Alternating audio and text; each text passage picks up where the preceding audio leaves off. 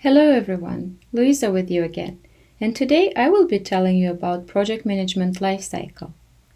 Oftentimes, this is confused with product lifecycle or for software projects with software development lifecycle. These three are different from each other, and today I will be focusing primarily on project management lifecycle.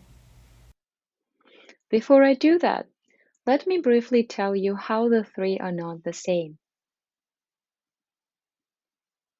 Product lifecycle is the process of creating a new product and bringing it to the market.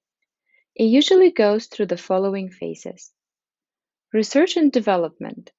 This is where R&D teams perform their magic to identify the need, do market analysis and design the product, produce and test the actual product. Introduction. Usually meant introduction to the market. This is when the product is actually made available to the customers and makes the appearance in the market. Growth. In this phase, there are already first customers and the company is working on growing their customer base and market share. Maturity. Here, the company collects feedback from the growing customer base and makes improvements and enhancements to the product to match customer requirements. And finally, decline. Decline phase is where the product becomes obsolete and the company has to make some decisions about the future of the product. Software development lifecycle, abbreviated as SDLC and sometimes also called application development lifecycle, is the process through which a piece of software or an application is developed, and it usually goes through the following phases. Collect and analyze requirements to better understand what the application is supposed to do. Design the application. This is where the team works out on how different components will be built and work with each other or integrate with other applications. Implementation. This is when all the coding magic occurs. Testing phase. Making sure the magic actually works. And finally, deploying and moving it to maintenance when the application is up and running and handed over to the user. Each of these could be a separate project of its own, or they could be a part of one project, which would have its own life cycle. In most cases, project management goes through the following phases: initiation, planning, execution, and closing.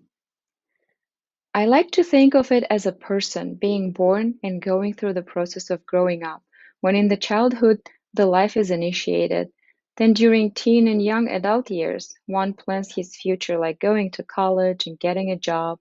Then the execution phase, when those plans are actually brought to life. And finally, retirement or closing phase, when the main goals are achieved and one is enjoying the fruits of his labor. In project management world, there are certain outcomes that are expected at the end of each phase. Just like in human world, we expect to get a high school diploma, a degree or a certificate for a job that we want to apply to in the future. Same applies in the project management as well. Let's take a closer look at project management lifecycle. Initiation phase is when the stakeholders provide their input, project feasibility is assessed, and business case and the project charter are created. Once the project is approved, it moves to the next phase, planning. This is an important phase, as the better you plan, the easier the execution will be. As part of the planning process, project manager defines and documents how various aspects of the project will be managed and creates documents such as project management plan, scope management plan, communications management plan, risk management plan, schedule management plan, and many other plans. Developing of scope statement and work breakdown structure also happen during planning phase of the project. Next, the project enters the execution phase, where the actual work begins. This is when the various teams or individuals join the project and start working on the tasks that were defined in the WBS that are required for the project delivery. Usually, project manager creates and tracks risks, issues, action items, and decisions logs, also abbreviated as RAID, produces monthly and weekly status reports, and occasionally, if needed, creates and processes change requests. When all the deliverables are produced and all the work that was defined is complete, the project moves into closing phase. The team hands off the deliverables to the users and receives user acceptance confirmation that confirms that the requirements were met at the agreed level and quality.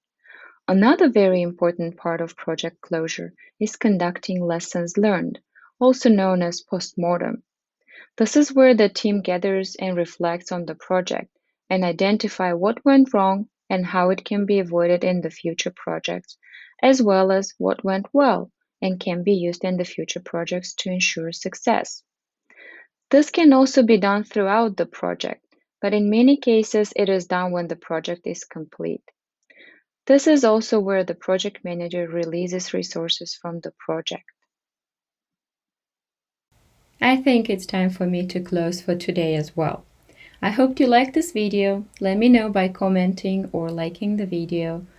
Until next time, bye!